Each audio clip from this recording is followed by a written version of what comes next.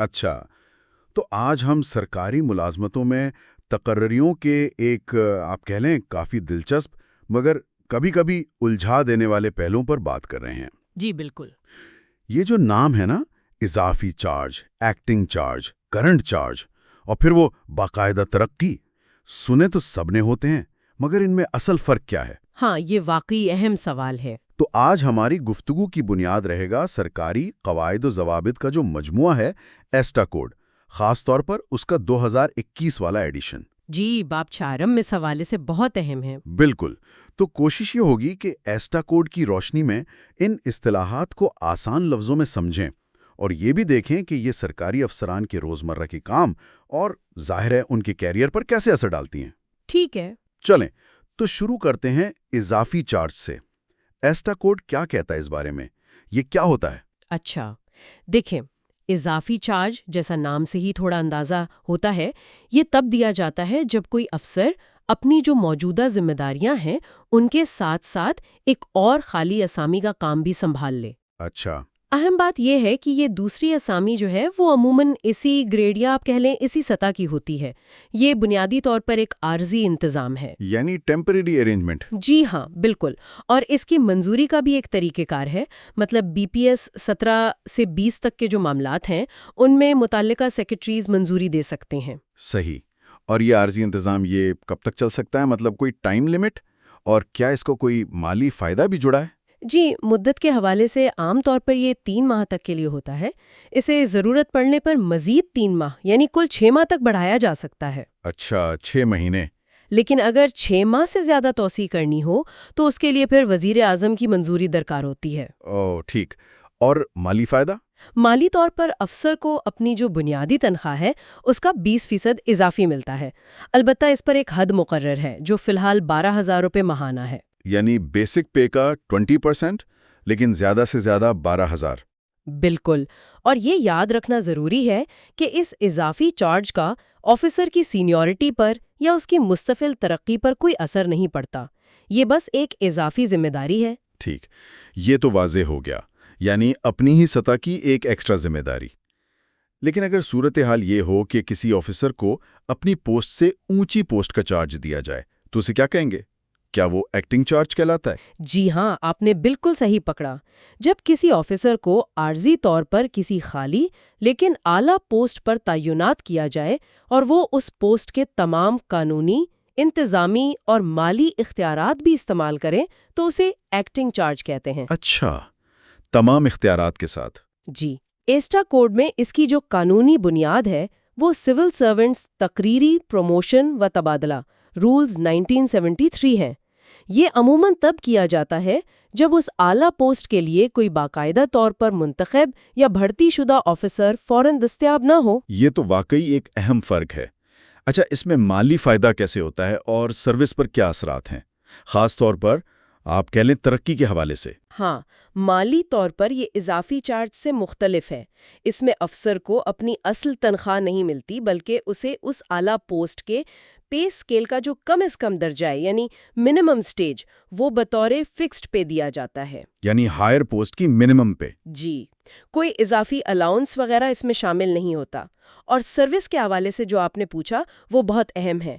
اگر بعد میں وہ افسر اسی اعلیٰ گریڈ میں باقاعدہ ترقی پا جاتا ہے تو کچھ شرائط ہیں۔ اچھا، مثلاً بی پی ایس 18 کی پوسٹ تھی تو بی پی ایس 17 میں 5 سال سروس پوری ہو۔ ان شرائط کے تحت ایکٹنگ چارج پر گزاری گئی مدت کو ترقی کے لیے جو درکار سروس ہوتی ہے اس میں شمار کیا جا سکتا ہے۔ اوہ، یہ تو ایک ممکنہ فائدہ ہے۔ جی، یہ ایک ممکنہ فائدہ ہے۔ یہ واقعی ایک اہم نکتہ ہے۔ اچھا، اب ایک اور اصطلاح جو کافی سننے میں آتی ہے وہ ہے کرنٹ چارج۔ یہ ایکٹنگ چارج سے کیسے مختلف ہے؟ کیونکہ یہ بھی تو لگتا ہے کہ اعلیٰ پوسٹ کا ہی چارج ہے۔ بالکل، یہ کنفیوژن اکثر لوگوں کو ہوتا ہے۔ دیکھیں، کرنٹ چارج میں بھی آفیسر اپنی پوسٹ کے ساتھ کسی اعلیٰ پوسٹ کے فرائض انجام دیتا ہے، لیکن اس کا مقصد تھوڑا مختلف ہے۔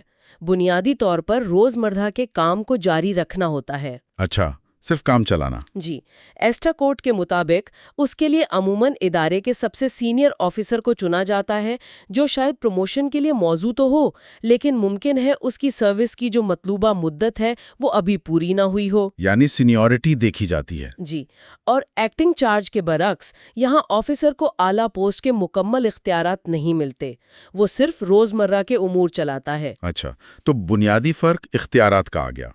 اور مالی طور پر کیا یہاں بھی ہائر پوسٹ کی منیمم پے ملتی ہے؟ نہیں، یہاں مالی طور پر بھی فرق ہے.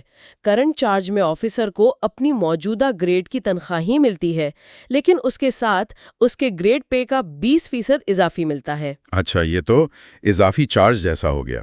جی الاؤنس کے لحاظ سے ویسا ہی ہے، یعنی زیادہ سے زیادہ 12,000 روپے ماہانہ، اور اس کا بھی سینیورٹی یا ترقی پر کوئی اثر نہیں ہوتا. ٹھیک ہے. ایک دلچسپ بات یہ ہے کہ ایسٹا کوڈ میں وزیر اعظم کی جانب سے ایک مشاہدے کا بھی ذکر ہے کہ بعض اوقات ایسا ہوتا ہے کہ کرنٹ چارج کو بغیر باقاعدہ تقرری کیے طویل عرصے تک چلایا جاتا رہتا ہے، جس سے ظاہر ہے درست انتظامی طریقہ نہیں سمجھا جاتا. البتہ یہ اجازت ہے کہ افسر کرنٹ چارج کے دوران اعلیٰ پوسٹ کا عہدہ استعمال کر سکتا ہے. یہ تو واقعی قابل توجہ بات ہے کہ ان عارضی انتظامات کو غیر ضروری طور پر طول دینے پر تشویش کا اظہار کیا گیا ہے. چلیں اب آتے ہیں اصل منزل کی طرف، یعنی باقاعدہ پروموشن. یہ ان سب سے کیسے ممتاز ہے؟ ظاہر ہے یہ مستقل ہوتی ہوگی. بالکل، باقاعدہ پروموشن ان تمام عارضی انتظامات سے بالکل مختلف ہے. یہ ایک مستقل بنیادوں پر اعلیٰ پوسٹ یا پے اسکیل پر تقرری ہوتی ہے اور یہ ایک باقاعدہ طے شدہ انتخابی عمل کے ذریعے ہوتی ہے جو سول سرونٹس ایکٹ اور دیگر متعلقہ قواعد کے تحت ہوتا ہے. اور اس کی شرائط بھی یقیناً سخت ہوں گے. جی ہاں، کافی کڑی شرائط ہیں، جیسے سروس کی ایک مخصوص مدت پوری کرنا ضروری ہے. مثال کے طور پر BPS 19 میں پروموشن کے لیے عموماً 12 سال، BPS 20 کے لیے 17 سال سروس درکار ہوتی ہے. اچھا خاصا وقت. جی پھر لازمی ٹریننگ کورسز ہوتے ہیں جیسے MCMC یعنی مڈ کیریئر مینجمنٹ کورس یا SMC یعنی سینئر مینجمنٹ کورس. انہیں مکمل کرنا ہوتا ہے. اچھی کارکردگی کی رپورٹس جنہیں PERs کہتے ہیں وہ ضروری ہیں اور ظاہر ہے ایک بے داغ سروس ریکارڈ. اور یہ فیصلہ کون کرتا ہے کہ کون پروموٹ ہوگا؟ اس کے لیے باقاعدہ سلیکشن بورڈز بنے ہوئے ہیں. نچلے گریڈز کے لیے تو ڈپارٹمنٹل پروموشن کمیٹیاں ہوتی ہیں یعنی DPC. ٹھیک ہے. لیکن BPS 19 سے 21 تک کے لیے سینٹرل سلیکشن بورڈ ہے CSB. اور سب سے اعلیٰ گریڈ یعنی BPS 22 اس کے لیے high powered selection board HPSB فیصلہ کرتا ہے. صحیح. اور باقاعدہ پروموشن کا فائدہ یہ ہے کہ افسر کو نہ صرف اعلیٰ پوسٹ کی مکمل تنخواہ اور تمام مراعات ملتی ہیں بلکہ اس کی سینیورٹی میں بھی مستقل اضافہ ہوتا ہے. یہ کسی بھی افسر کے کیریئر میں ایک بہت اہم سنگ میل ہوتا ہے. یہ تو بہت واضح ہو گیا. اچھا، اگر آپ سے کہا جائے کہ ان چاروں کا خلاصہ ایک یا دو جملوں میں کریں تو بنیادی فرق کیا نکلتے ہیں؟ دیکھیں مختصراً اگر کہیں تو پہلا فرق تو نوعیت کا ہے. اضافی، ایکٹنگ اور کرنٹ چارج یہ سب عارضی ہیں جبکہ باقاعدہ پروموشن مستقل ہے. ٹھیک، عارضی بمقابلہ مستقل. دوسرا فرق پوسٹ کی سطح کا. اضافی چارج عام طور پر برابر کی پوسٹ کا ہوتا ہے جبکہ ایکٹنگ اور کرنٹ چارج اعلیٰ پوسٹ کے ہوتے ہیں. صحیح. اضافی اور کرنٹ چارج میں اپنی تنخواہ کے ساتھ 20% الاؤنس ملتا ہے ایک حد تک. ایکٹنگ چارج میں اعلیٰ پوسٹ کی کم از کم تنخواہ ملتی ہے اور باقاعدہ پروموشن میں اعلیٰ پوسٹ کی مکمل تنخواہ اور مراعات. بالکل. اور چوتھا، سروس پر اثر. اضافی اور کرنٹ چارج کا سینیورٹی یا پروموشن پر کوئی مستقل اثر نہیں. ایکٹنگ چارج کا اثر مشروط ہو سکتا ہے جیسا ہم نے ذکر کیا، جبکہ باقاعدہ پروموشن سے مستقل سینیورٹی اور دیگر فوائد حاصل ہوتے ہیں. بہترین. تو یہ بالکل واضح ہے کہ ان اصطلاحات کے درمیان جو باریک فرق ہیں انہیں جاننا سرکاری ملازمین کے لیے اپنے حقوق، اپنے فوائد اور اپنے کیریئر پاتھ کو سمجھنے کے لیے کتنا ضروری ہے. بالکل. اور شاید آخر میں ایک سوچنے کی بات یہ بھی ہے، جیسا کہ ہم نے دیکھا یہ عارضی چارجز انتظامی تسلسل کے لیے بعض اوقات ضروری ہو جاتے ہیں. جی. لیکن وہی ایسٹا کوڈ میں جو وزیر اعظم کے مشاہدے کا ذکر ہے اس کی روشنی میں یہ سوال تو پیدا ہوتا ہے کہ اگر ان کا استعمال بہت زیادہ کیا جائے یا انہیں طویل عرصے تک چلایا جائے، خاص طور پر جب باقاعدہ تقرریاں وقت پر نہ ہو رہی ہوں. ہاں، یہ اہم نکتہ ہے. تو کیا یہ چیز اداروں کی مجموعی کارکردگی پر، ملازمین کے مورال پر اور میرٹ پر مبنی جو نظام کا اصول ہے، اس پر کہیں منفی اثرات تو مرتب نہیں کرتی؟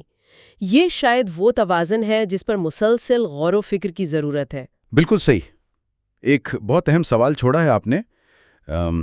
اس گہرائی سے کی گئی گفتگو اور اتنی اچھی وضاحت کے لیے آپ کا بہت شکریہ۔ یہ یقیناً ہمارے سننے والوں کے لیے بہت کارآمد ثابت ہوگی۔ بہت شکریہ۔